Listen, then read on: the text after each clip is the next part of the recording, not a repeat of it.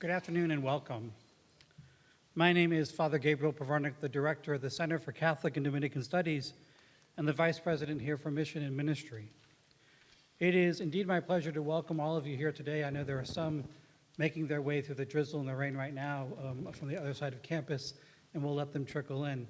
We have a limited amount of time that we have this space today, so we need to get started. We began a conversation on this campus at the beginning of this academic year regarding the nature of marriage, and it's my pleasure to have our two speakers here today to continue that conversation. The format for today's presentation will be that our main lecturer will speak for about 45 minutes, and then I'll invite the respondent to come up and introduce him at that time. And then there'll be a quick response by our speaker after that, and we'll open it up for questions and answers. After this event, there is a reception next door in the Boab Theater, and we invite all of you to join us. Sherif Girgis was born in Cairo, Egypt, and grew up in Delaware in the States. He majored in philosophy at Princeton University, where he won several academic prizes, including the 2007 Dante Prize for the nation's best undergraduate essay on Dante. His senior thesis on sex ethics won the Princeton Prizes for Best Thesis in Ethics and Best Thesis in Philosophy. He graduated PBK, Phi Beta Kappa, and summa cum laude in 2008. He went on to earn a master's degree in moral, political, and legal philosophy at Oxford as a Rhodes Scholar. He is now, because he's such an underachiever, pursuing both his PhD in philosophy at Princeton and his JD in law at Yale Law School.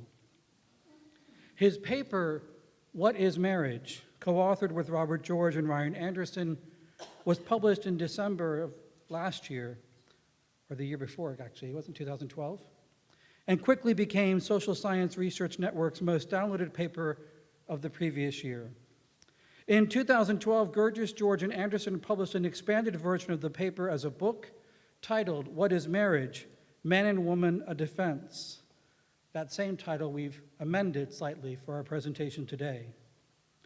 In addition to publishing in a more popular context, he has given lectures and talks and engaged in debates on marriage and related topics throughout the United States and abroad. It is indeed my pleasure to welcome here to speak to us today, Sherif Girgis.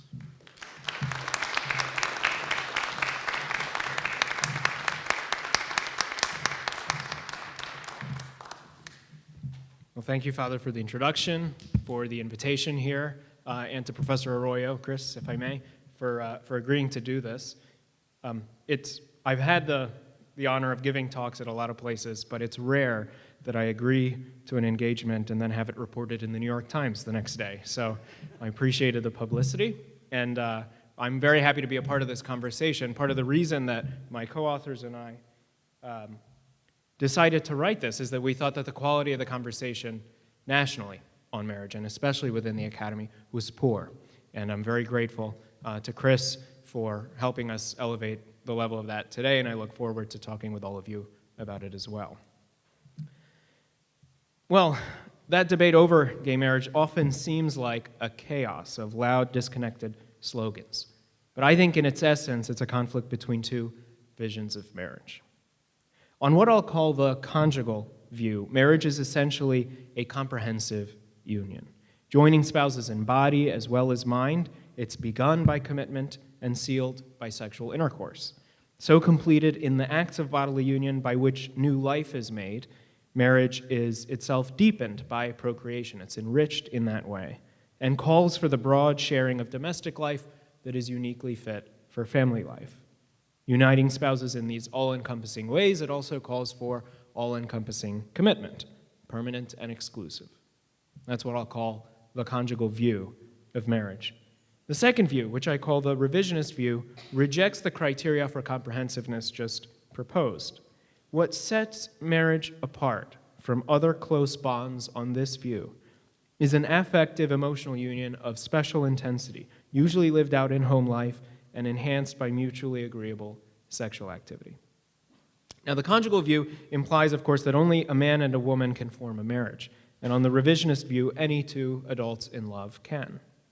But these two different stances towards same-sex relationships are just logical applications of the two views of marriage. So the debate is primarily not about whether to expand or restrict access to this one thing called marriage. It's primarily whether to replace in our law and culture one view of marriage with another, finishing, I would say, what other major reforms like no-fault divorce began. Here I'll only touch for a little bit on the harms or the possible harms of that legal redefinition. I'll argue mainly for the conjugal account of what marriage is, and in doing so, I'll set certain parameters for myself. In particular, I will take no position on whether same-sex erotic desire can be changed, or on whether the moral status of same-sex sexual acts is positive or negative. I rest nothing on the so-called perverted faculty argument, which says that it's wrong to use or engage a bodily organ or system against its natural purpose. I think that form of the argument is fallacious. And I don't infer anything about how marriage must be from how it has been. I also don't require theological premises. Ancient thinkers who had no contact with Judaism or Christianity reached views of marriage in line with the one I defend. The last thing is that animus against any particular group could not have produced the view I'm going to defend. It was implemented way before the 19th century medicalization of homosexuality, which gave rise to our modern concept of gay cultural identity.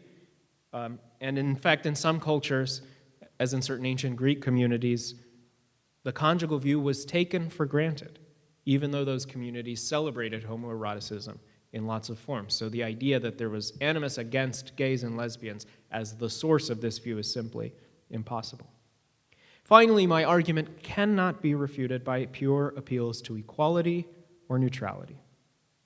Laws that distinguish marriage at all will always leave some bonds out. That doesn't mean they all violate equality. To know when it's a true marriage that a theory or the state or the law is refusing to recognize arbitrarily, and when what's excluded is something else entirely, you first have to have an idea of what marriage is and why it gets legally recognized in the first place. In other words, you can't accuse a policy of violating equality without taking a position first, whether you realize it or not, on the central question of what marriage is. And the revisionist and the conjugal views are two answers to that question. They're both morally charged, they're both controversial, both supported by some religions and opposed by others, so neither is neutral. The question is which is correct. Let me give you first a little bit of background to that question. Same-sex civil marriage exists in many jurisdictions, 17 or 18 in the US alone. But I'm arguing that same-sex marriage is in some sense impossible. So what does that mean, and how can it be anything more than a quibble about dictionary definitions of the word marriage?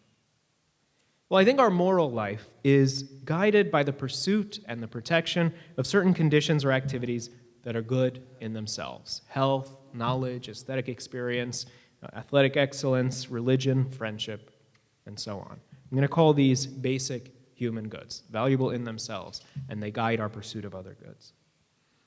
But they can be realized in lots of different ways, each one of them, and yet they have some objective requirements. Friendship, for all its cultural variety, has an objective core that's fixed by our social nature: mutually acknowledged goodwill and cooperation.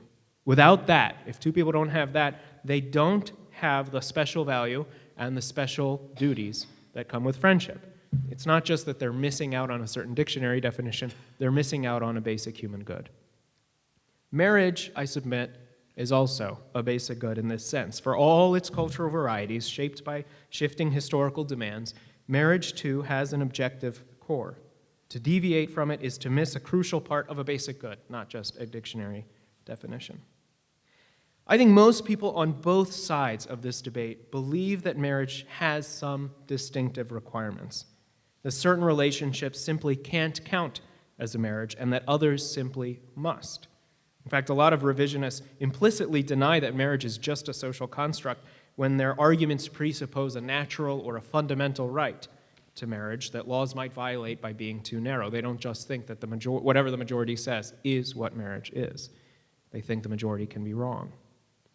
Well, what are those shared intuitions about marriage, shared now on both sides of this particular debate? I think they include the following: the idea that marriage is inherently sexual, that it's uniquely enriched by family life, and that it uniquely calls for permanent and exclusive commitment even to get off the ground. The question is which view of marriage best explains that mix of characteristics. I'll contend that the conjugal view can explain them in a principled way and that the revisionist view cannot. So these are features of a basic human good that only a man and a woman can realize together. The movement to redefine marriage in law, should it succeed, will entrench in our public life a basic error about a basic human good. Because the law is a teacher, that error will spread, and people will internalize it and live it out to the harm of individuals in terms of realizing that good, and indeed their societies, because of its connection to the public good. Well, let me focus a bit now on the revisionist view. My main objection to it is that it has no cogent way of distinguishing marriage from the broader category of companionship. I think that objection alone, if it's sound, is decisive. But I've never heard a good reply to it. I've been trying for 5 years now, and I look forward to considering your replies during Q&A or to those of Chris. But first, let me elaborate on the objection. Consider Oscar and Alfred.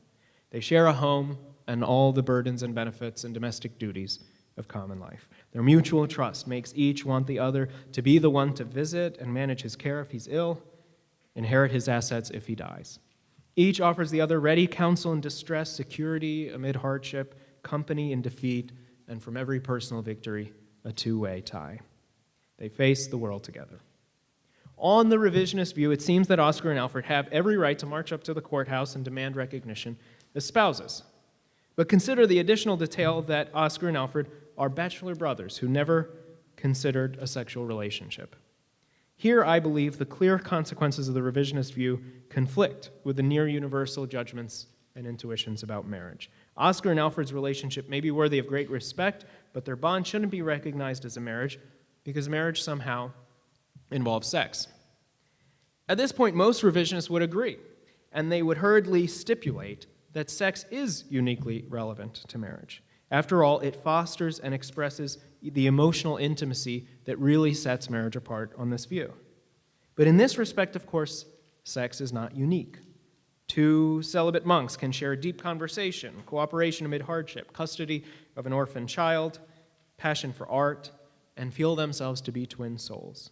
That doesn't give their bond the value and the norms of marriage. In other words, why is sexual activity inherently more marital than other pleasing activities that build attachment and foster vulnerability? What is it about sex, apart from its emotional effects, that makes it critical to marriage? The revisionist view, I think, cannot explain that in any systematic way. Well, there's more. Suppose Oscar, Alfred, and a third man, Herman, are I forget how I chose these names. I think Oscar and Alfred was Oscar Wilde, and did he date an Alfred? Yeah, I think so. Maybe there was a Herman involved. Okay, thank you. They're romantically involved in a triad, like a throuple that was recently reported in New York Magazine. So a throuple is a three-person couple. If one dies of those three, the other two are co-heirs. If one is ill, either can visit, they advise and console each other, share all their major life experiences. If Oscar and Alfred could form a marriage, why not Oscar, Alfred, and Herman? Again, the revisionist will probably stipulate that the emotional union that distinguishes a marriage should include only two. But why? Why deny marriage equality to people who find most personal fulfillment in a three-person romantic bond, who object when society stigmatizes that bond and their children by refusing them recognition? And this isn't a kind of hypothetical scaremongering point. It gets reported increasingly in mainstream media outlets. It gets us no farther to say that, well, most people who fall in love want monogamy. After all, most people also want someone of the opposite sex. That argument doesn't work in this case. It shouldn't work in that case. Neither preference is universal. Rank-and-file revisionists too hastily dismiss the claims of polyamorous who may find in their group sexual unions a superior package of emotional benefits, including the variety and freedom from suspicion and deceit that mar officially monogamous relationships. The result, some say, and they show up in my inbox every day because people send me these kinds of things, is greater fulfillment and stability overall. What is the revisionist reply? At this point, some people will reply by changing the subject. They'll ask if anyone is really clamoring for other bonds to be recognized as marriages. And the first thing to say is yes. In Beyond Marriage, over 300 prominent activists and academics, including Gloria Steinem, Kenji Yoshino, Cornel West at Princeton, demanded legal recognition, not just of same-sex, but also of open and multiple partner relationships and some non-sexual ones. Newsweek reports that there are more than 500,000 polyamorous households in the US alone. But second, besides the fact that some people are asking for recognition for these, my chief task here is not to predict empirical effects, who will do what if what happens, but to assess arguments. Revisionists, I think the most cogent anyway, will argue that two men can marry because marriage is essentially about love, understood as a committed emotional union that unfolds in domestic life. But that argument cannot explain other, much less controversial features of what makes a marriage: limitation of two people, sexuality, commitments to exclusivity and permanence. There's nothing about love or emotional union or domestic life that requires two-ness or a pledge to permanence, any more than the emotional union that defines the companionship is permanent, or to sexual exclusivity, if some find more emotional intimacy or stability in a sexually open bond, or even sexual union at all, since again, platonic bonds can involve intimacy and vulnerability and a sharing of life. So the revisionist view renders all these other features just as optional, just as arbitrary and unjustly discriminatory to require as complementarity. So I think just by those lights, it gets marriage wrong. It can't explain these shared features of marriage. And that error about a basic good of marriage is related, as I hinted earlier, to the harms of implementing the revisionist view in marriage law and policy and culture. First, by obscuring the distinctive features of marriage as a basic good, the revisionist culture would make true marriage harder to realize. That's bad in itself if marriage is good in itself, but it will also have bad consequences for the common good. After all, the state recognizes marriage to support its stabilizing norms, which make children more likely to know the committed love of the man and woman whose love gave them life. That promotes the good of the next generation, and so of every social institution and initiative. To enshrine in law a vision that threatens to collapse marriage into the more variable category of companionship is to undermine those stabilizing norms and all their social benefits. To make it concrete, consider a boy, for example, who grows up in a world where law and educational institutions and other aspects of culture tell him from day one that what sets marriage apart from other forms of sharing is a certain kind of emotional union. That it's therefore inauthentic to stick with a marriage once that emotional union has waned or wandered. That there's nothing normative about having mothers and fathers, or a biological connection between parents and children. Will he be more or less likely as an adult to stick with a marriage when the going gets tough, to keep it together for the sake of the kids? More or less likely to understand the structure and distinctive norms of this basic human good? More or less likely to live it out to the full? If the policy status quo that we already have before same-sex marriage, including no-fault divorce, already erodes key marital norms, as I think it does, then resisting the recognition of same-sex unions is not an end in itself, but just one step towards regaining a foothold in the culture to rebuild other aspects of a sound marriage culture, toward restoring in law a more accurate vision of the human good of marriage, whose stabilizing norms the state helps everyone in society by supporting. Okay, well, what then is marriage? If the revisionist view can't explain permanence or exclusivity or monogamy or sexual union or a connection to family life or through that to the common good, what vision of marriage can? If enshrining the revisionist view would undermine the stabilizing norms of marriage, what view would enforce them? Perhaps we can best understand this if we step back and think more broadly about what makes for any form of community. Any kind of community involves committing to cooperate, to engage in certain activities that aim at certain shared goods in the context of a commitment appropriate to those common activities and goods. Let me give an example. A group of people who want to acquire knowledge and for that purpose form a scholarly community. They commit to cooperate in research and publication and other activities ordered to gaining knowledge. These activities characterize and distinctly build up the kind of bond they've formed together. They make this bond present and real. And for all these reasons, their bond demands a kind of commitment that's shaped by norms that specially serve the search for truth. High standards of accuracy, even when this means tedium or embarrassment or economic loss.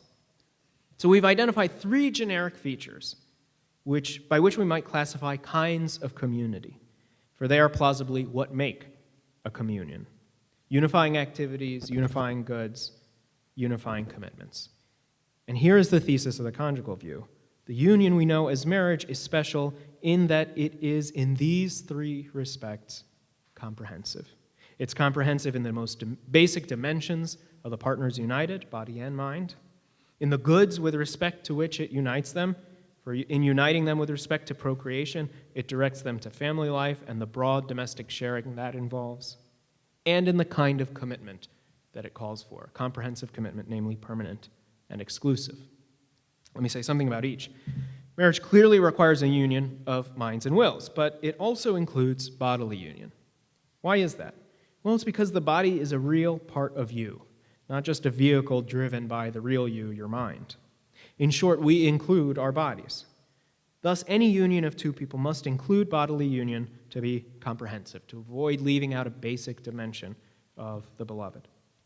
But most people will say this is obviously where sex comes in. Sexual activity is what makes for bodily union, what makes of two people one flesh. The only contested question, as I said earlier, is why? My answer begins again with a more general point. Why do we ever say that disparate parts form a real unity? Why, for example, do your many organs form truly one flesh? It is activity towards common ends. Two things are parts of a greater whole. They are one if they act as one. And they act as one if they coordinate toward one end that encompasses them both. Your organs form one body because they're coordinated for the single biological purpose of sustaining your biological life. And here's the critical point. That radical sort of bodily union is possible between two people, but just in the marital act of a man and woman. There and there alone, two people are themselves coordinated towards a single bodily end of the whole that they make up as a couple, their reproduction. Consider this. Humans, like other animals, have certain bodily, biological functions like digestion, toward which various parts of them coordinate. For all of these functions, individuals are naturally sufficient. We can walk and see and digest as individuals. There's one biological function that no individual can perform without another. That is reproduction. The coordinated action of coitus biologically is the first step of the reproductive process. Here the whole, again, is the couple, and the good of the couple is their reproduction. The unifying activity, their coordination towards that good in coitus. Achieving the good would crown the union and deepens its basis by making them jointly responsible for new people. But the coordination is enough to create it, to make them one body. So in the conjugal act, a man and a woman can extend their union of hearts and minds along the bodily dimension, so they can unite at every level of their being. They can unite comprehensively. But two men or two women or three people or more cannot. All right, so marriage unites spouses in body and mind, and it's in that sense uniquely encompassing or comprehensive in the dimensions of the partners united. But marriage isn't just about the marital act, of course. Because it's inherently oriented to children and family life, marriage also uniquely requires spouses to be open to a comprehensive range of goods, normally lived out in a home life. The connection between marital commitment and parenting is intuitive, but it's easily misstated or misunderstood. Of course, children aren't sufficient to create a marriage, but neither are they necessary. Marriage isn't just a means to procreation or to maximizing SAT scores, but it is oriented to procreation. It's inherently enriched or fulfilled or extended by it, and so it is shaped by its demands. And the conjugal view, I think, makes clear why that is. Procreation fulfills and extends a marriage by fulfilling and extending the act that embodies a marriage, sexual intercourse, or the generative act. To make this clearer, let me return to the notion of embodying activities developed in that general discussion of communion. In an ordinary friendship, each friend unites with the other in mind and will in order to know and pursue the other's good. So friendships are sealed. Friends are most obviously and truly befriending in conversations and common pursuits. Scholarly relationships are oriented to knowledge, and they're embodied, they're most made real or present in joint inquiry and publication. So there's a parallel between the type of commitment that forms a bond and the type of activity that most embodies that commitment and bond. And that holds for marriage. The embodying act of coitus by its nature, even apart from the partner's expectations or wishes, has procreation as its biological end. So marriage is ordered to family life because the kind of act that makes marital love is also the kind of act that makes new life. That orientation is unique to sexually complementary couples. Partners in other kinds of bonds may regard sex as a unique seal of their commitment, but neither the bonds nor the sealing activity will have an inherent orientation to family life. Indeed, if what gave a union its special connection to family life were choice and choice alone, and I think that has to be the alternative hypothesis on the revisionist view, then it wouldn't need to be a romantic relationship at all. Two, or for that matter, three people in a platonic bond could also commit to sharing a home and raising kids together. But that clearly wouldn't make them married, and it wouldn't make their relationship oriented to procreation or family life in the way that most people think marriage is. Only the conjugal view can make sense of that. In other words, only it can explain why marriage is related both to family life and to romantic sexual union. For it identifies the life-giving act with the marital love-making act. And finally, the life-sharing that most forms of community call for is limited because the common values that define them are limited. But as we've seen, marriage unites spouses in mind and body, and it's oriented to producing not just this or that human good, but whole new human beings, new centers, new subjects of every good.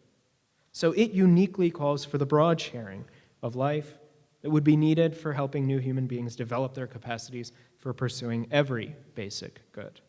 So spouses benefit as spouses from some cooperation intellectually and in recreation, and so on. So here again, the conjugal view makes sense of marriage's links not just to family life, but to the broad sharing of domestic life. And finally, if marriage is comprehensive in the dimensions of the partners united and in the range of goods uniting them, it must also be temporally comprehensive. Through time, a comprehensive commitment means vowed permanence, and at each time, it means vowed exclusivity. So these requirements don't merely fit a conceptual definition of marriage as comprehensive, they also happen to serve child rearing in a more functional sense by excluding the destabilizing practices of infidelity and divorce. So that harmony between conceptual elegance and practical wisdom is fitting and I think bolsters the case for the conjugal view. The conjugal view has another advantage, and it's one that's, I think, overlooked. It shows not only that exclusivity is necessary, but how it's possible, exactly what content it has. Let's grant, for argument's sake, that revisionists can give adequate reason that an emotional union, or a union distinguished by being emotional, should be exclusive. I don't think they can show why it should be exclusive with respect to sex. As I've said, any given couple may feel that exclusivity on balance enhances their emotional bond, their form of companionship. But what if they, like many in a sexually open relationship, say that it does not? The revisionist who sets marriage apart by its degree of intensity has no answer. But on the conjugal view, the answer is immediate. Marriage is distinguished not by degree, but by the type of cooperation it involves, which is bodily union and its natural fulfillment in children and family life.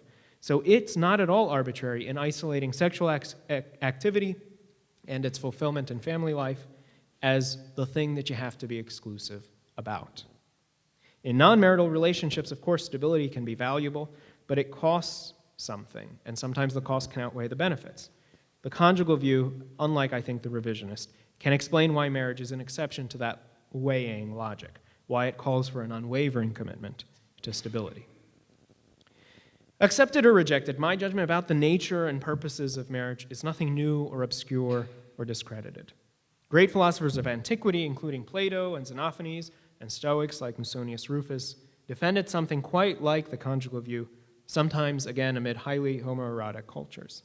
Especially clear is Plutarch's statement in Eroticus that marriage as a class of friendship is uniquely embodied in coitus, and that intercourse with an infertile spouse even realizes the good of marriage, something that these other ancient thinkers took for granted, even as they, like Plutarch, denied that other sexual acts, whether between a man and a woman or otherwise, could do the same. These thinkers reached remarkably similar views of marriage without any connection to Judaism or Christianity or any historical possibility of being motivated by animus against gays and lesbians, which are concepts that they did not have in the form that we do today. Then there's the history of the common law, an important guide to enduring moral understanding shared by large portions of the community. For hundreds of years, at common law, infertility was no ground for declaring a civil marriage void, and only coitus was recognized as completing a marriage. So we can draw the inferences. If the point of marriage was just to keep parents together for the good of the children or potential children, they could have let clearly infertile marriages be dissolved, if that was its pure instrumental purpose. If legislation was aimed at stigmatizing or devaluing people attracted to their own sex, then they could have allowed any sexual act between a man and a woman to complete a marriage. But if we have something like the conjugal view, we can make sense of the law's standards. It treated the uniquely comprehensive unions consummated by coitus as valuable in themselves, not just as a means to kids, and different in kind from other kinds of bonds. All right, let me just end with by answering a few objections. A common one to the view that I've sketched is that it's defective for focusing too much on bodily union. Haven't we spent too much time on that concept? Can it really bear all that moral weight? But investigating any topic can make us lose sight of its value, and that's no discredit to the topic. So consent is something everybody agrees is absolutely critical to the moral status of sex, but if we spend hours considering what it required, and there are very hard cases, we might get lost in all the distinctions. We would then have to zoom out to remember why consent mattered at all. Here I've belabored the importance of bodily union, not because it's all that makes a marriage, as the view that I've sketched shows, but because it's crucial and has been neglected. And it's crucial because human beings are embodied. To miss out on this is to miss out on a distinctive way of being one with the beloved at every level. You can see that all of that, you can see all of what I've discussed philosophically, and that's how I've argued for it here. But because I am speaking at a Catholic school, let me spend just 3 more minutes to share how I think this philosophical account can shed a bit of light on theology, and in particular on what appears to be God's favorite metaphor throughout Revelation for his union with our souls, or Christ's union with the church. And that is, of course, the union of bridegroom to bride. The evidence for the metaphor is clear enough. In the Old Testament, God is the initiator who proposes a covenant to Israel. He's a faithful husband but a jealous lover. So Israel's impiety is deemed fornication, and her idolatry is adultery. And the story of their love affair in Song of Songs is raw enough to make anyone blush. In the New Testament, John the Baptist, who prepares Christ's way, compares himself to a best man who prepares the groom's way. Christ calls his mission a groom's mission, and his disciples wedding guests. Paul tells the Corinthians that he must present them in marriage to one husband, Christ. In Revelation, John sees the New Jerusalem coming down out of heaven like a bride adorned. And when the angel of that same vision went casting about for a human image of the everlasting joy of God's kingdom, of which eye has not seen and ear has not heard, he chose the image of a wedding feast. Now, I think that this dry philosophical account of the conjugal view of marriage can help us make sense of some of this. On the conjugal view, marriage unites a man and a woman comprehensively. Wedding vows unite the man's heart and mind to hers, and consummation unites them in their bodies. Likewise, being a Catholic unites you to Christ comprehensively. Baptismal vows unite your heart and mind to his, and communion unites you in your bodies. On the conjugal view, sex physically embodies a total commitment of heart and mind, so it's profane to have it without being married and in a faithful state of mind. Likewise, Holy Communion embodies a total commitment of mind and heart to Christ, so it's profane to take it without being Catholic and in the state of grace. On the conjugal view, the marital covenant is no mere exchange of goods and services, but a union of whole persons, an extension of each spouse's self to include the others. So as Paul reminds the men of Ephesus, a husband is to love his wife as his very self. Whatever he does for her sake, he does for his own. And likewise, the new covenant is an extension of Christ's self to include all of ours. So as St. Paul again says, whatever we do, we are to do as unto the Lord. And as Christ says, what we have done for the least of his brethren, we have done for him. But in two ways, marriage is the more limited union. First, each marriage unites only two people, while the church unites all her members to each other in Christ. Second, the bodily union of marriage depends on our reproductive life, so it will end with death. But our union with Christ, and through him with each other, depends on his risen life, so it will never end. And these two differences, these two disanalogies, have implications, one philosophical, one theological, for people who are kept single, whether by religious vows or unchosen family duties or inability to find a mate, or exclusive and predominant same-sex attractions. First, the philosophical point. By so linking marriage and reproduction, the conjugal view gives marriage a specific shape, orientation to procreation through bodily union. It thus leaves room for other basic types of communion, each with its own forms of depth, of passion, and constancy of presence and care. For revisionists, on the other hand, marriage is not mainly different from other types of bonds, but simply more, offering as it does the most of what makes any union valuable, shared feeling and experience. So for revisionists, single people just settle for less. But the more the conjugal view prevails culturally, the less likely unmarried people will be to think that what they lack is simply the most valuable or only deep kind of communion. And second, the theological point. By reminding us that marriage ends at death while union with Christ lasts forever, Christianity gives us the most hopeful of all perspectives on the hardships that block marriage. For it tells us that celibacy, as well as marriage, points to our ultimate union in heaven. Marriage points to its comprehensiveness, we're one mind and one body in Christ, and celibacy points to its all-inclusiveness. The whole community is one. It tells us that there are no normal vocations for those who can, with contingency plans for those who can't, but unique calls to us each, willed in love from the foundation of the world. And it tells us, finally, that everyone's most basic identity is not as single or married, gay or straight, member of this or that family or household, but son or daughter of God, made in his image, destined for his household, and for the glory of his kingdom. Thanks.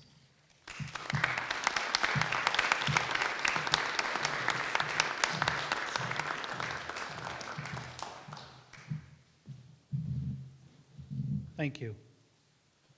Our respondent today is Dr. Christopher Arroyo, an associate professor in our Department of Philosophy.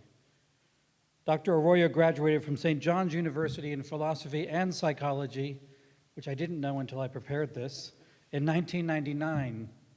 He went on to get his MA and his MPhil in philosophy from Fordham in 2002 and 2004, respectively, and then defended his doctoral dissertation entitled Kant and Husserl on Moral Obligation and Emotion in 2007, also at Fordham. He has written extensively on Husserl's ethics, and to our purposes today, he is the author of Same-Sex Marriage, Homosexual Desire, and the Capacity to Love in the International Journal of Applied Philosophy. And he's currently working on a book, I think is it already out? It's coming out in Springer Press on Kantian ethics and same-sex marriage. Please help me welcome Dr. Christopher Arroyo.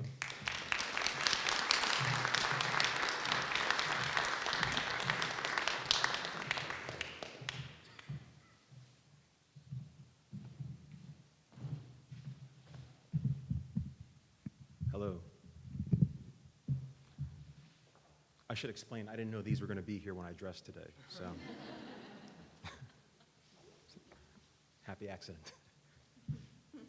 Is this okay? Can you hear me? Yes? Good. Okay. I'd like to start by thanking Sherif Girgis for delivering his lecture at Providence College today. The issues of same-sex marriage and the moral status of same-sex sexual activity have been part of a campus-wide conversation this year, and I appreciate Sherif agreeing to be a part of it. And if you haven't picked up his book, What is Marriage?, I strongly recommend you do if you're interested in this topic, just to let you know what I think of it and how important I think it is. This year I've written 2 papers on it, so it's definitely something I think that needs to be engaged, and so I'm particularly happy for him being here today for that. My remarks today focus on 2 aspects of Sherif's argument. The first set of remarks concern the way in which he frames the debate. The second set of remarks concerns Sherif's articulation and defense of what he calls the conjugal view of marriage. So, framing the debate. Sherif claims that the same-sex marriage debate in the United States, quote, is primarily not about whether to expand or restrict access to one thing, marriage, but whether to replace in our law and our culture one view of marriage with another, end quote. As Sherif says, his concern is to articulate and defend what he takes to be the correct view of what marriage is. Accordingly, he speaks of what makes a true marriage and what marriage is essentially. He goes so far as to assert that marriage is distinguished by, quote, the type of cooperation it involves, bodily union, and its natural fulfillment, children and family life, end quote. I take it then that Sherif believes marriage to have something like a nature or an essence, but this I find questionable. That's because I think that framing the debate over same-sex marriage in terms of what marriage truly is, in terms of the nature of marriage, is misguided. I can make sense of asking, what is an oak tree? Or what is an ostrich? But I can make no sense of asking, what is a marriage? And this is because oak trees and ostriches are natural kinds, individual members of living species for which there are real definitions. Whereas marriage, approached without appeal to theological premises, is a human invention. It's a human institution. Marriage, like baseball, has no nature. And while I might be prepared to speak of marriage as natural, where the word natural is being used to describe things that our reasoning has discovered to be truly good for us, I do not think that this sense of natural does the normative work Sherif needs it to do, since I think a good case can be made for same-sex marriage and same-sex sexual activity being natural in the sense I just described. And this brings me to my second point about Sherif's framing of the debate, namely the constraints he imposes on himself at the start of his argument. 3 are of particular interest to me: his refusal to take a position on the moral status of same-sex sexual acts, his rejection of the so-called perverted faculty argument, which he thinks is fallacious, I agree, and his insistence that he requires no theological premises. Now, with respect to these constraints, I want to make 2 observations. The first is that by adopting them, Sherif proceeds in a different way from thinkers such as Augustine and Thomas Aquinas, each of whom would have taken issue with these restrictions, but I'll let that point pass. The second is that these constraints make it extremely difficult for Sherif to make his case in favor of the conjugal view. And in the time I have left, I hope to indicate some reasons why this is so. Sherif distinguishes between 2 views of marriage: the conjugal view, which he defends as the true conception of marriage, and the revisionist view, which he attributes to those who defend legalizing same-sex marriage. According to Sherif, on the revisionist view, marriage, quote, is an effective emotional union of special intensity, usually lived out in home life and enhanced by mutually agreeable sexual activity, end quote. And it lasts only as long as the emotion remains intense. His main objection to the revisionist view of marriage is that, quote, it has no cogent way of distinguishing marriage from the broader category of companionship, end quote.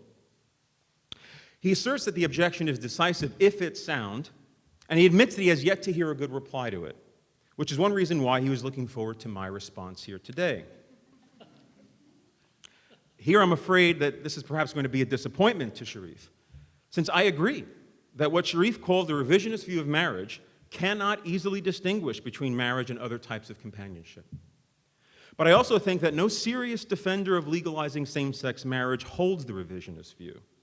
It is, I believe, a straw-person conception of marriage, one that more accurately captures a high school crush than it does marriage as reflected on in serious current debates about same-sex marriage. For mature adults to love and to commit to each other amounts to much more than having certain emotions or even mutually agreeable sex. It involves, among other things, many other things I would think, a mutual genuine willing of each other's individual and shared goods, and it involves a mutual promise to help each other pursue these individual and shared goods. What Sherif identifies as the revisionist view of marriage does not come close to capturing this. So, I won't proceed to defend what Sherif calls the revisionist view of marriage, since I neither subscribe to it nor think it defensible. Instead, I want to move to the second half of my remarks and make three sets of observations about the conjugal view of marriage and Sherif's defense of it. So the rest of this is going to be on the conjugal view of marriage. My first set of observations concern the way in which what Sherif calls the revisionist view, the conjugal view, don't want to screw those two things up, do I? What Sherif calls the conjugal view is supposed to capture some basic intuitions about the true nature of marriage. Although Sherif insists that he infers nothing about how marriage must be based on what marriage has been, he also claims that a point in favor of the conjugal view is that it was held by a number of important thinkers in the past, such as Plato. But this is historically incorrect. Plato no more held the conjugal view of marriage than Aristotle believed in Newtonian gravity. I mean that although there might seem to be some superficial similarities between Sherif's conjugal view of marriage and what some of these other thinkers believed in, these are only superficial similarities. Sherif's articulation of the conjugal view is decidedly modern. What I mean is, the conjugal view takes for granted certain values and their place in a good marriage. And these marital values, for lack of a better phrase, that's mine, that's not his, have only recently been recognized as such in the West. For example, one of the great merits of what Sherif calls the conjugal view is that it tries to give substantive moral reasons for speaking of love, genuine romantic love, as central to marriage, at least insofar as the conjugal view takes marriage to be a certain kind of friendship. Yet marrying for love is a relatively recent invention. Relatedly, another value that the conjugal view presupposes is the equality of spouses. But for almost all of Western history, marriage was not a union of equals. Indeed, for most of human history, marriages were basically exchanges of property between two men, the father of the bride-to-be and the groom or the head of the groom's household. The property being exchanged, of course, was the woman. And it's only very recently that it's become the norm not to view wives as the property of their husbands. Accordingly, philosophers such as Claire Chambers and Elizabeth Brake have persuasively argued that marriage has consistently been used as a significant tool in the systematic oppression of women. With this in mind, we might wonder whether marriage is as basic a good as Sherif suggests, at least when thinking about marriage as it has been brought about in the past by many people. But let's leave aside the question of how well what Sherif calls the conjugal view coheres with the ways in which different societies and cultures throughout history have actually construed marriage. The current same-sex marriage debate concerns whether two women may marry each other or whether two men may marry each other. And it's a debate over what the law should allow.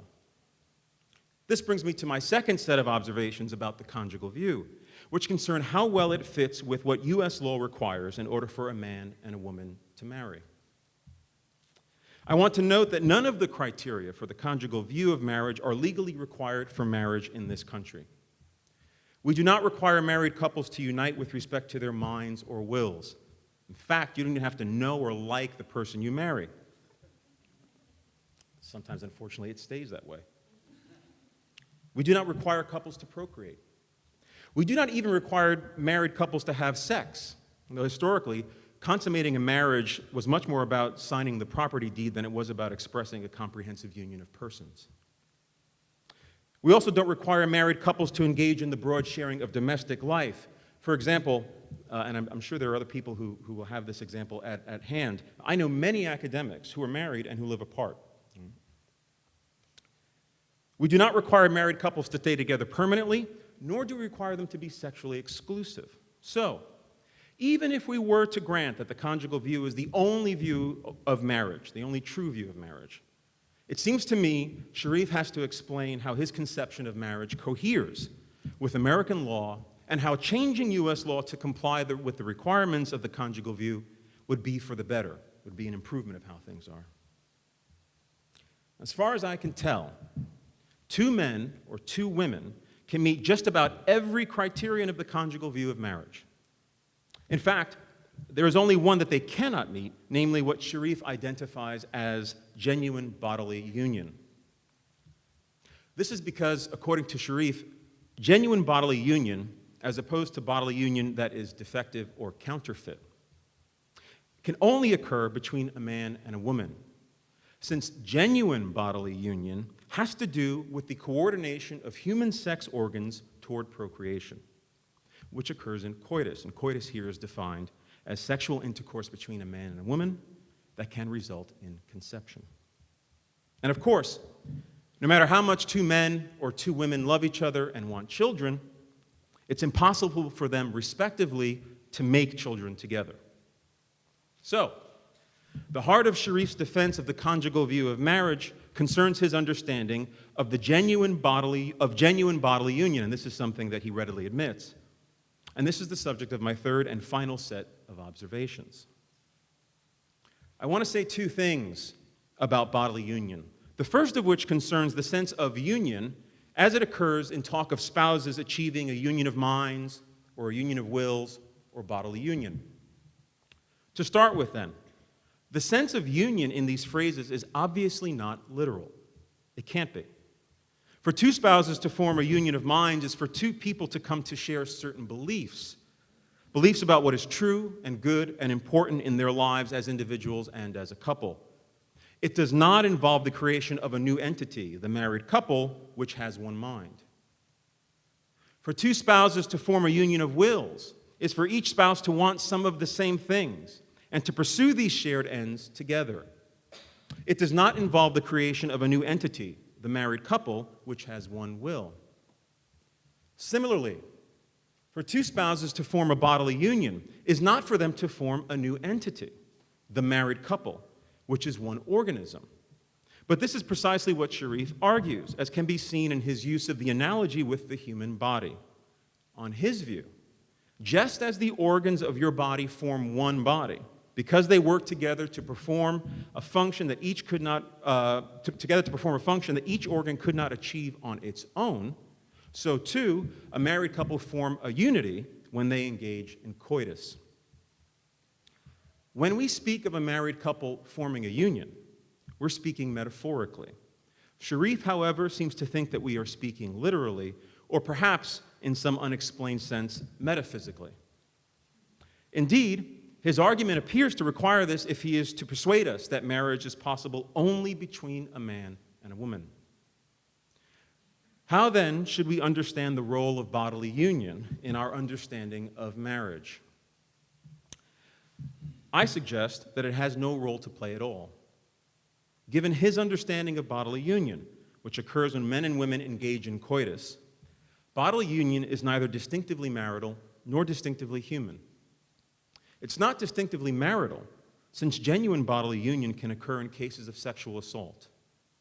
And it's not distinctively human, since all mammals which reproduce sexually achieve genuinely bodily union. Hence, whatever role sexual activity is going to play in our understanding of marriage or even a good marriage, I see no reason to think that only coitus can fulfill that role. Thank you.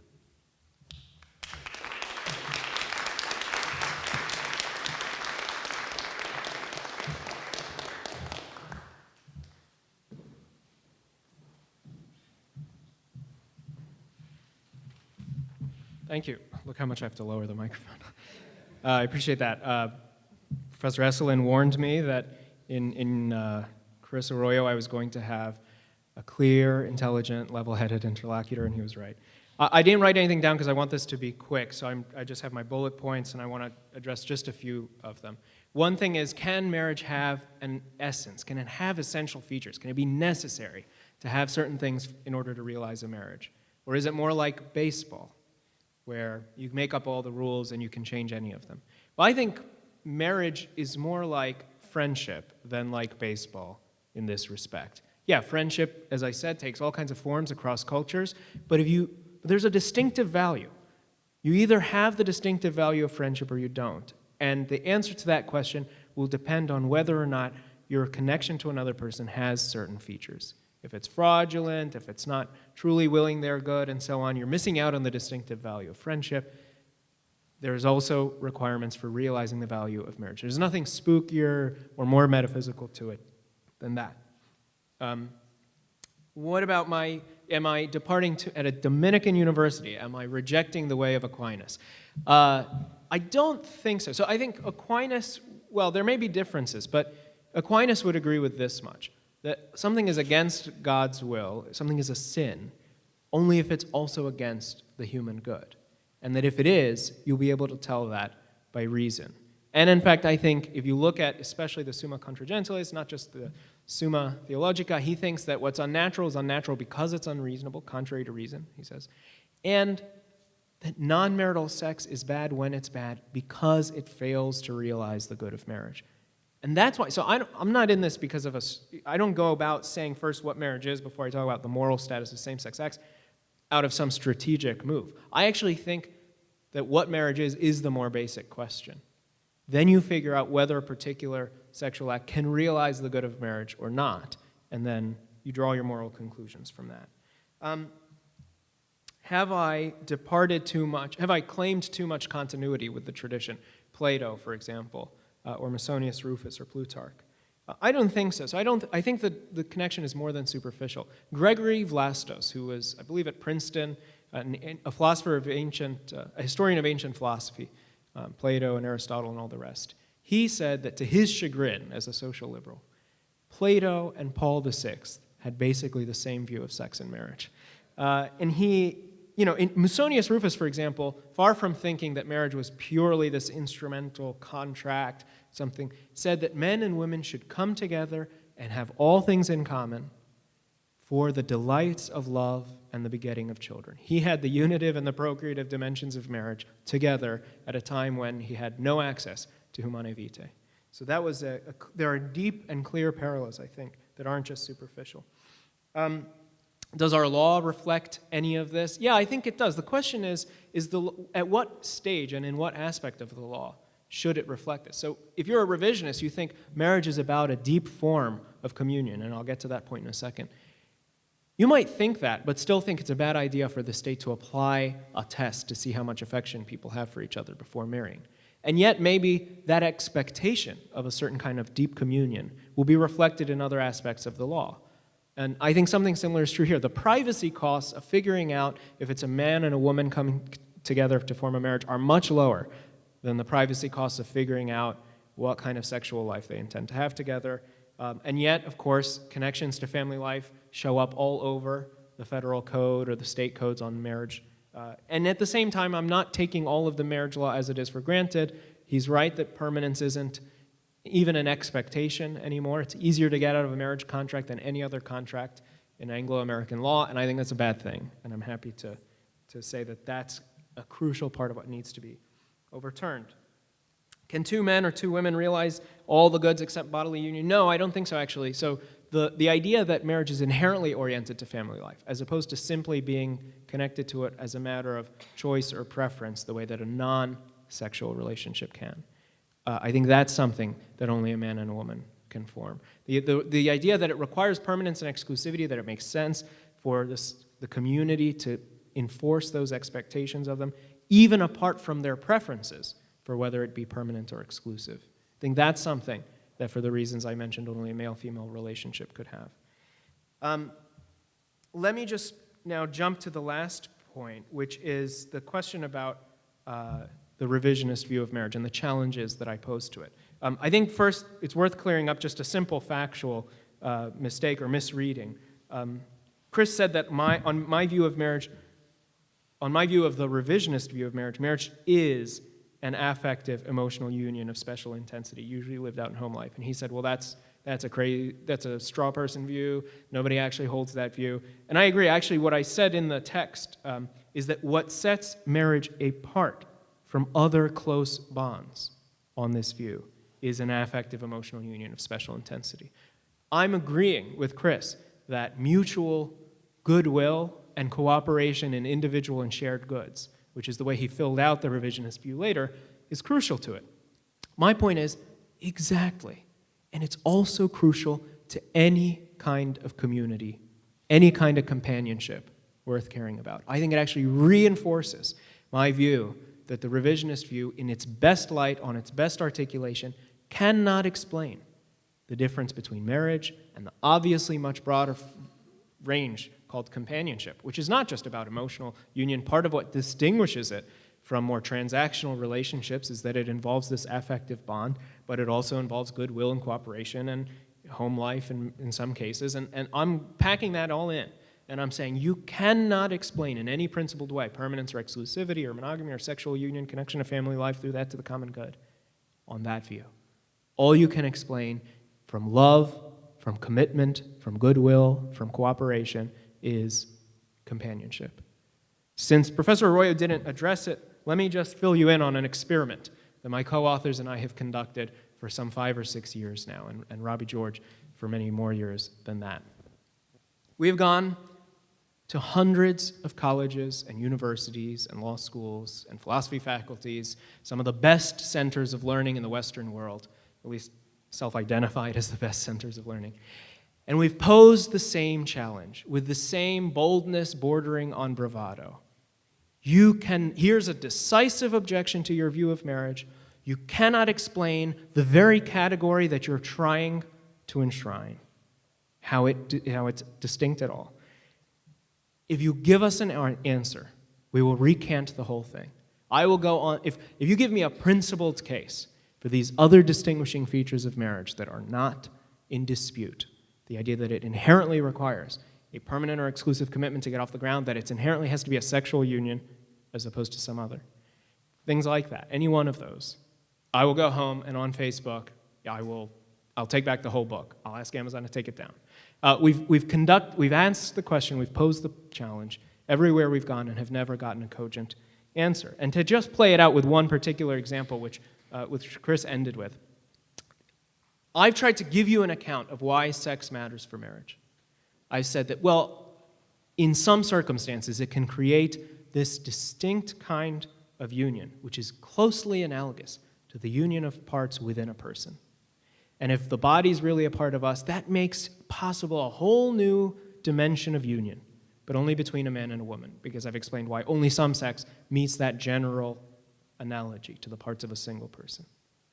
Now the challenge is, if you reject that view, if you say it's not distinctively human, if it's not distinctively marital, and of course on my view it has to be a valuable part of a valuable whole, which is comprehensive union in the other senses, so sexual assault's not going to meet that and so on. But set that aside. If you say that can't possibly be of distinctive value, but obviously sex has a special connection to marriage, I will say, okay, what is the alternative account on which sex that's part of a loving relationship, but between any two adults, male or female, and by the way, they have to be unrelated, and they have to be sexually exclusively committed, and they have to intend to be together for life.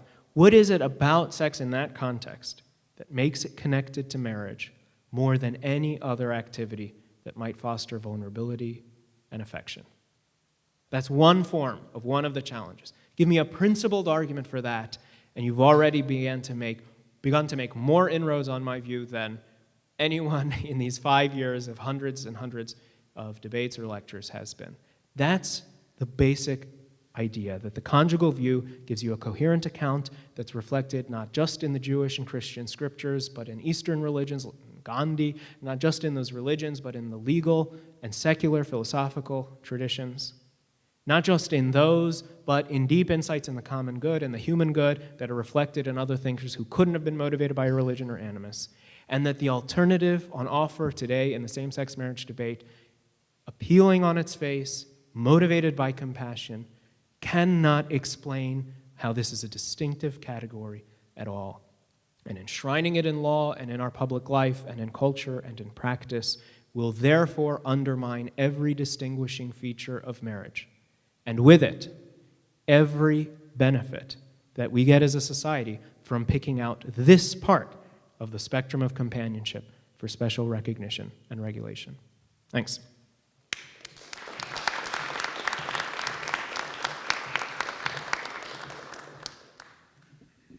Sherif, I'm actually going to ask you to stay up there. We do have some time for some questions and answers, and so I'd invite, if you have a question, we have people who will bring the mic to you, or in this case, since Tony's already has his hand up.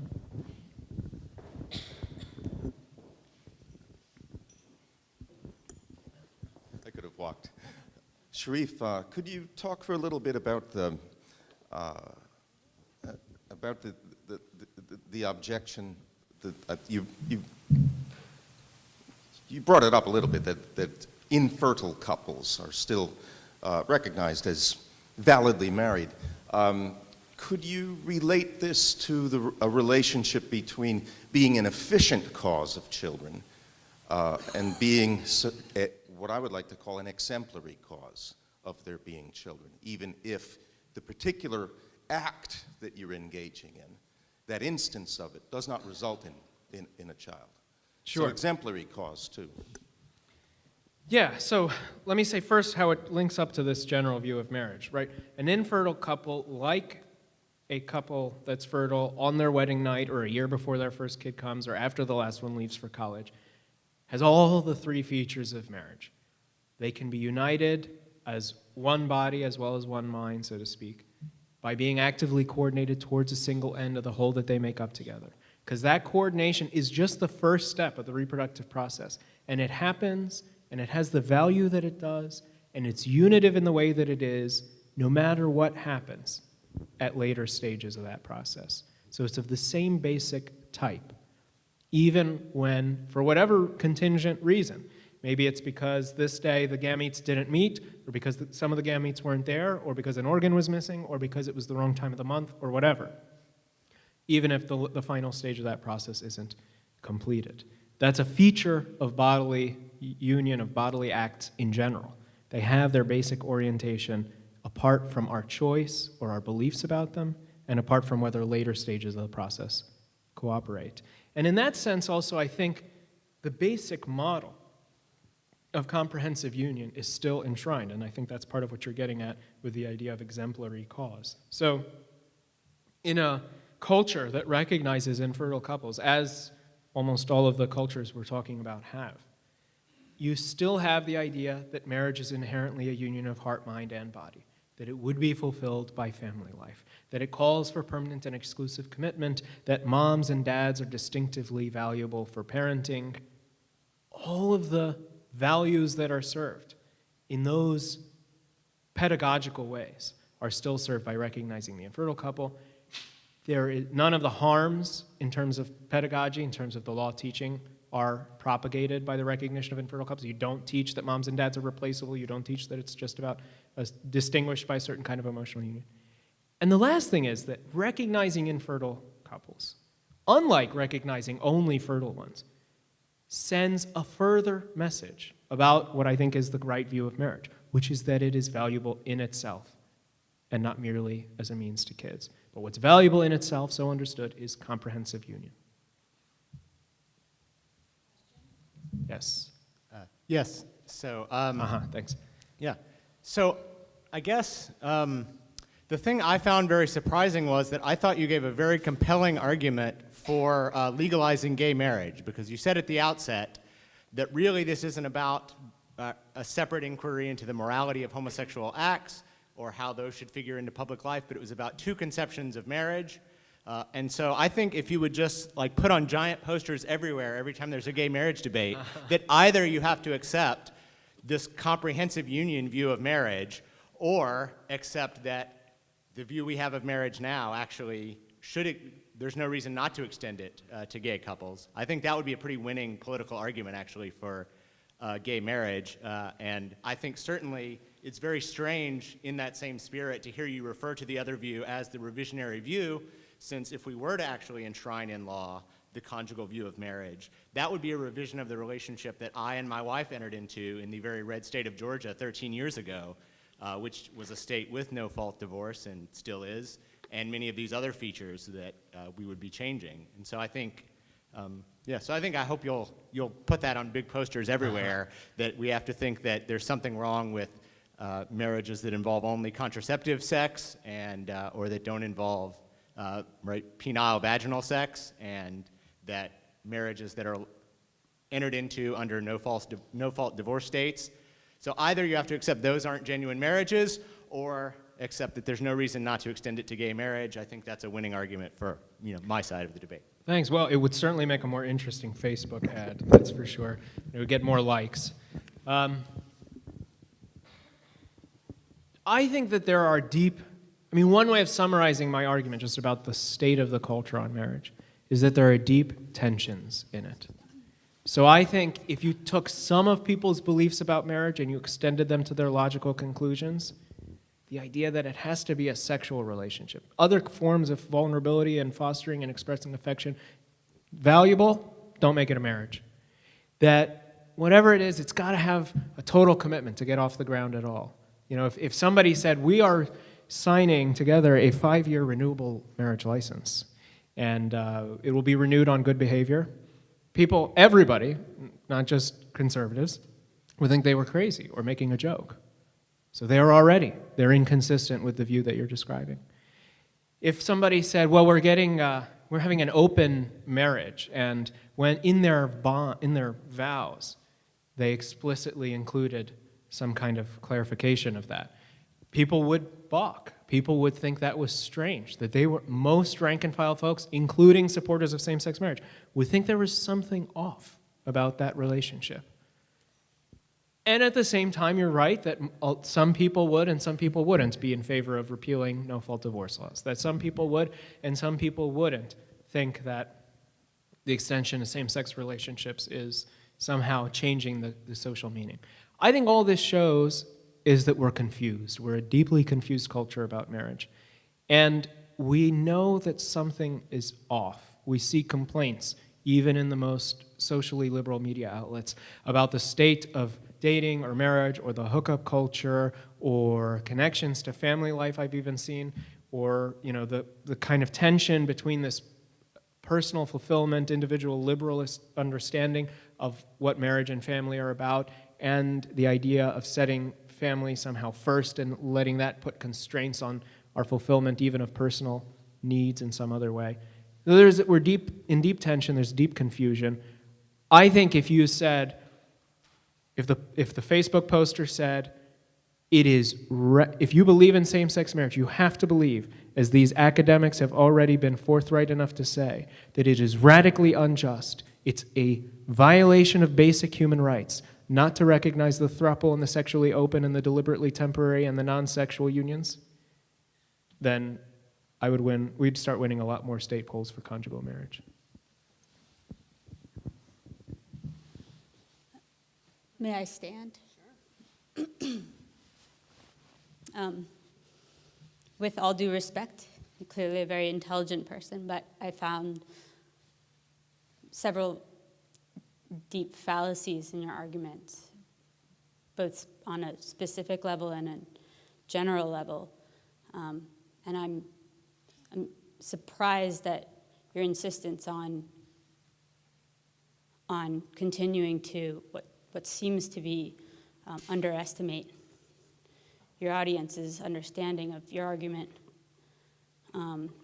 by returning to the dualistic argument between these two, and by demanding disproving a negative as the only way to validate anyone else's point of view. Thank you. Sorry, you're totally free to say no, but do you mind saying one of the things that you think was fallacious so that I can engage it or try to address it?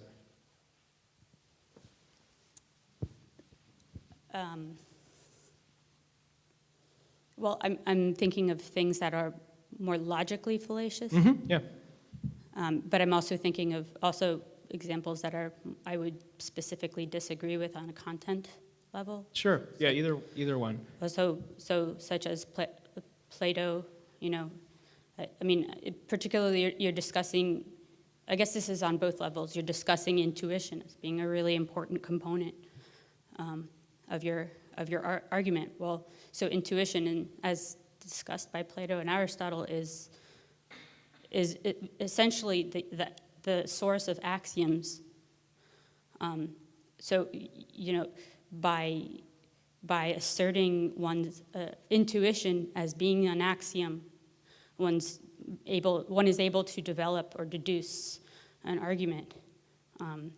But Plato didn't necessarily 100% recognize his own subjective intuition, whereas Aristotle maybe looked back and did a little bit more of that holistic, objective observance.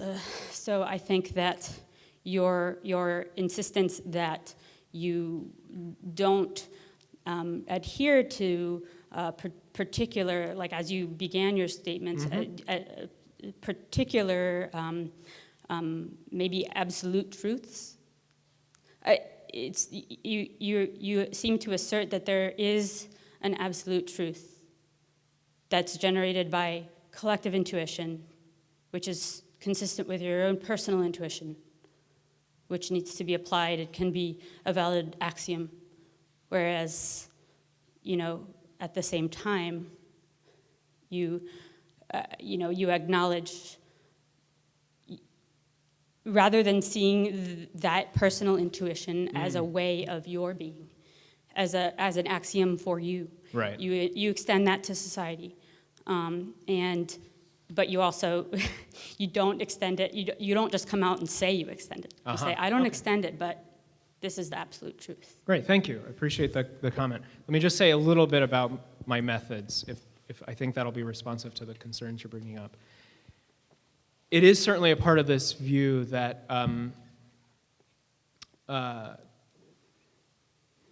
there are more and less accurate understandings of the distinctive value that's on offer in the vicinity of the relationship, of sexual relationships that are more or less committed, maybe have a connection to family or something like that. So you're absolutely right that that's in the background. Interestingly, I think to some extent that's a shared view. So when somebody tells me you are not recognizing my marriage as a marriage, and that is a violation of equality, because in every morally significant respect, my relationship is similar to this other relationship that you do want to get recognized.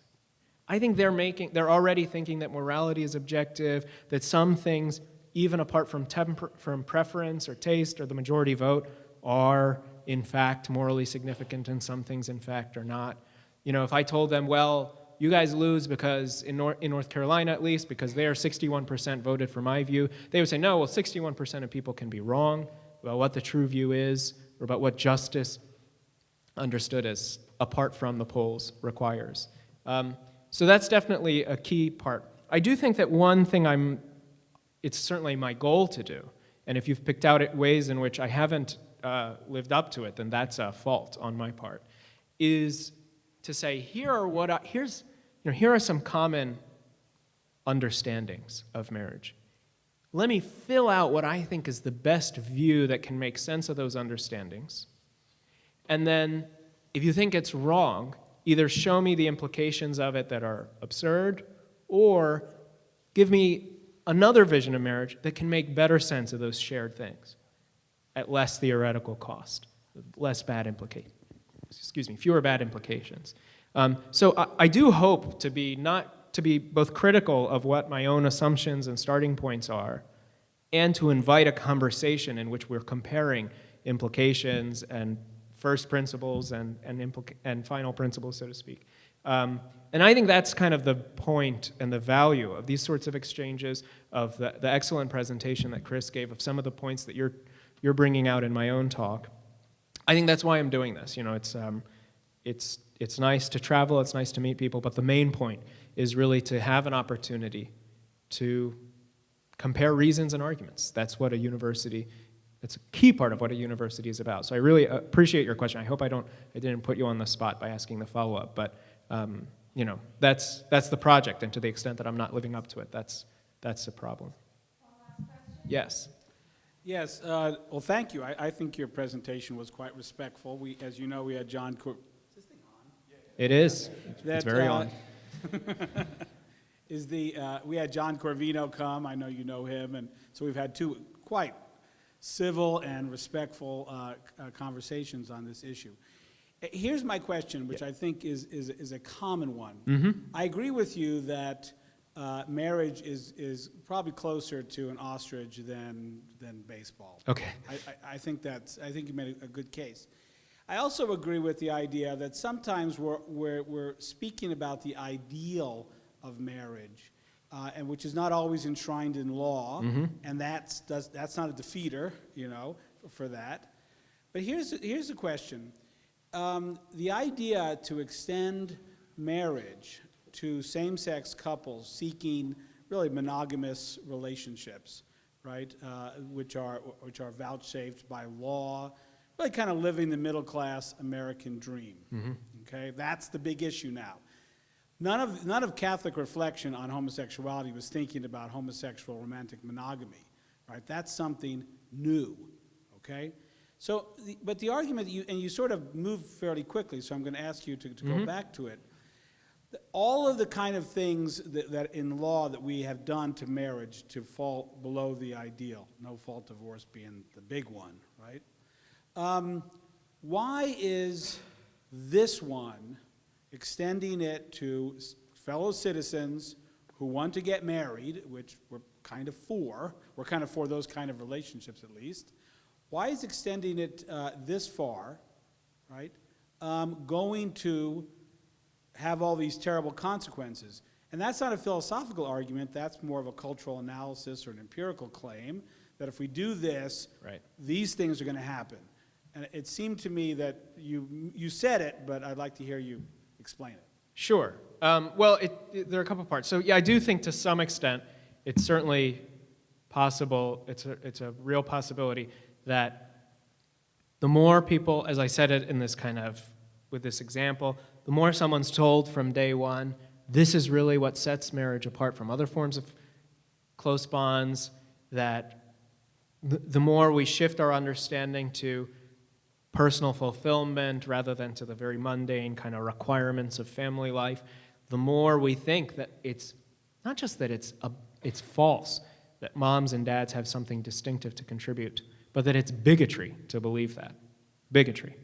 The more we think all of those things, I do think people's motivations to stick with it when the going gets tough, to stay with it for the sake of the kids, will lower. And I think that actually the example of no-fault divorce shows us that this makes an empirical difference. At the time, it was like, what do you care? If you're in a high-conflict marriage, it'll be easier to get out. If you're in a low-conflict marriage, you don't need no-fault divorce, so what do you care? How will it affect you or your marriage? And several decades later, the results are in, and there's very good evidence that it actually did make an identifiable difference. It made people more likely to keep their eye on the exit ramp, which made them more likely to take it, or less trusting of the marital relationship, and so less likely to get into it, to make the commitment in the first place. So I think that shows that there may be some real effects. But I think that your broader point is right, which is that it would be a very strange view to think all of that stuff's fine. This is the debate that matters exclusively. And if we win this one, we pack up and go home because the family has been saved. I think that would be a very strange view. I'm much more interested in the idea that we have to prevent ourselves from moving further down this road so that we can pivot and move back up in some ways. If that was shown to me to be completely unfeasible, if for the first time there was a political victory or defeat that was literally decisive and permanent in human history, then for sure I would stop doing this. I'd go focus much more on my dissertation. I would win back like 10 Facebook friends, and I would, life would be a lot easier in certain ways. So I don't think that. I think that there is still room to maneuver. The last point is, if there are some basic needs that come from home life, that arise wherever people live together, then I think, maybe we will need some means to meet them. but then we should meet them wherever there's home life, wherever people live together. So the flip side, the more positive side of my argument is to say, if there are some concrete needs that you need to meet for people in a domestic context, then there's nothing that says they have to be in a sexual relationship or they have to be two men in love or two women in love to meet them. If power of attorney and private contract and other private law means aren't there to do it, then we may need to find some other means, but it's not going to be a redefinition of marriage because it's not going to be linked or predicated in the same way on a sexual relationship. And if it's not, then I think it's going to avoid some of the social harms that I'm talking about, and it's not going to interfere with the task, which I think is critical for the common good, of restoring the distinctive contours of marriage in law.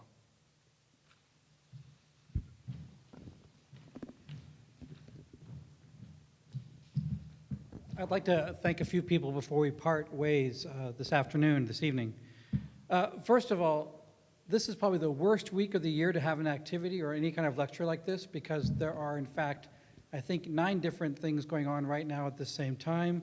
And so I want to thank you for showing up. It means a lot in the sense that you chose to take this hour and a half out of your schedule to do this week. For students who have papers and exams coming up, we'll keep praying for you.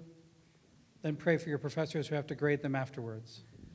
I want to thank especially all those departments and programs that helped us put this on today. But I also want to ask you to join me in thanking both Sherif and Chris for what was a really elegant presentation this afternoon. Last week, Dr. Corvino said something to us which I thought was important, that we have to get past the rhetoric around the debate with same-sex marriage to actually begin to really have the debate. And throughout the course of this year, I kept thinking to myself, I'll just be really glad when this spring semester is over. And what I'm realizing now is that the last week was not the end, it's the beginning.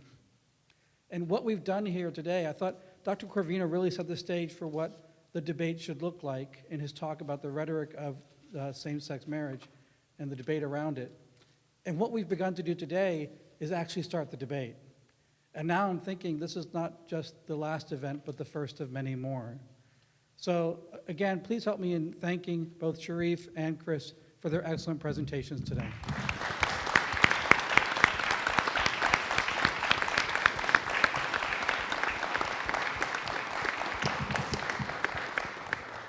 For those of you who know me and know what activities in the Center for Catholic and Dominican Studies are like, you know that I do good receptions.